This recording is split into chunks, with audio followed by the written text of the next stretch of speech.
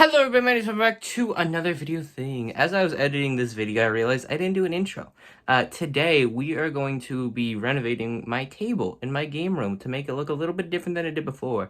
Every once in a while, I like to redo my table or get a new one just to spice things up in my game room and such. And today, we're going to be cutting it out and putting in new stuff. And, well, I'll talk you through the process as we go. So, let's get started.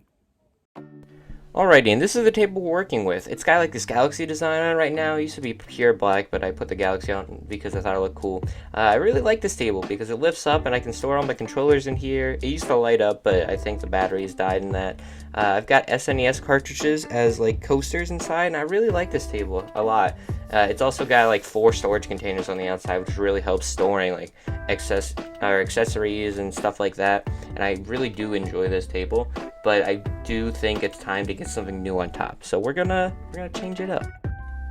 So right here, I'm getting underneath the table and unscrewing everything. I wish I would have gotten a better shot of me actually unscrewing the stuff, but I'm not smart and did not really think about that.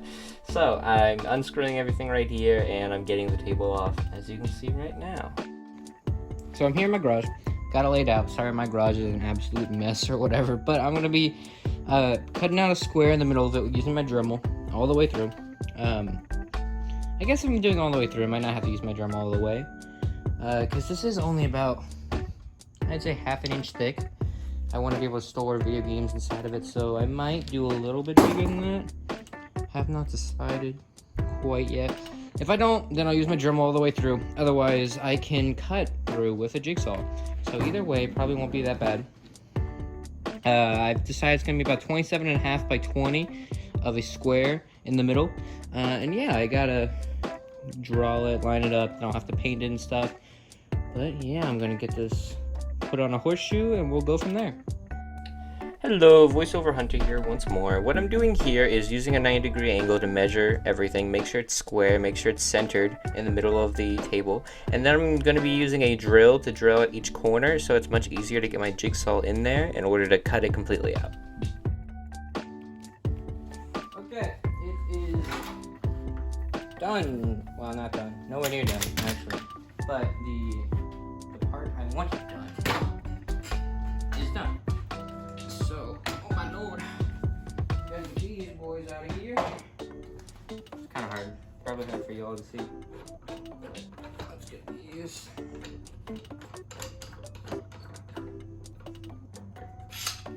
Out of here.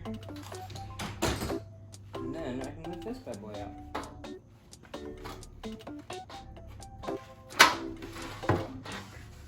This honestly hurts me because this is my favorite table of all time. So if I screw up on this, kind of sucks, but I think it'll be okay.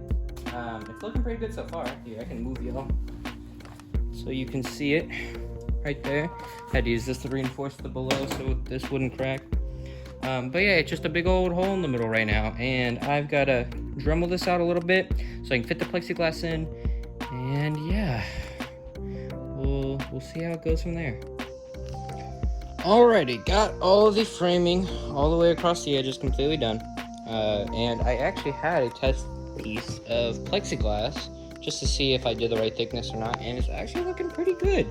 Not like, there's like a tiny little groove below, but it's looking pretty good for my standards, which are pretty low. So now what I'm gonna do is use this pegboard I've had sitting back here for the last, I don't know, couple years. Cut that out to a shape a little bit bigger than the holes themselves, or the big hole itself, just a little bit bigger, and then I'm gonna do something else. I'll show you. Okay, so I got the pegboard cut out to the shape of it, and I got the table right here. And now I'm gonna show you exactly what I'm gonna be doing for the bottom part, instead of because otherwise this pegboard would show through, and that'd be kind of boring. But I'm gonna show you what I'm gonna do. I found this Pokemon sheet, which I'm gonna fill in with the blank there, so that'll be like my backdrop in order to put games down on.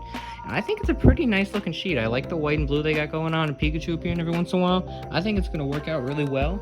I don't even know where I found the sheet, probably at some thrift store or something, but I've had it sitting here for a while, been wondering what to do with it, and I think that's what I'm gonna do. First things first though, I gotta paint this inner layer because it looks atrocious. I'm gonna tape around it, paint this little in layer, take it off, and then we will get on to the screwing and stuff. Got it taped up around the edges. I should be using painter's tape because that's what you're actually supposed to use, but I can't find that anywhere. So this is what I'm going to be going with. And then I'm going to get to spray painting. And yeah. Alrighty, so I got it put in.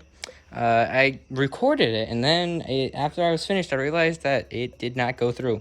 Or at least something happened. I don't even know. I don't know if my phone, like, jacked out or something. It happens every once in a while. But it is in. Now, from the top, you can see there's holes in it. Which I was worried about, but I don't think it actually is that bad, you know? Even up close, like, looking at it, it kind of gives a kind of like aesthetic as if it's supposed to be there, and I kind of like it. But all we're missing now is that plexiglass piece, all right, which I'll have to buy from Lowe's or whatever. And you can actually go to Lowe's and you can ask them to cut out a certain size for you, like specifically, so you don't have to do it yourself, which is very, very nice. But I think this is pretty much it for what you guys are going to see. All I have to do is lay that plexiglass in, and we are done. Okay, so I was stupid and did not record me putting in the plexiglass whatsoever, but this is what it looks like. I mean, it's clear, you're not going to be able to see it no matter what, but pretty much you go to Lowe's, buy it, they can cut it to shape for you, and that's exactly what I did. Put some Pokemon games in there for the Pokemon backdrop, and I think it looks pretty good. That's going to do for today's video. I do really hope you enjoyed this small little video about making this cool table. I put some Pokemon games in there, as you probably saw, and I think it is pretty cool. Like, as I said, it's just a small little video about me making this cool table for my game room. Thank you all so much for watching. I do hope to see you next time for whatever we do, and yeah, I'll see you then. Bye-bye.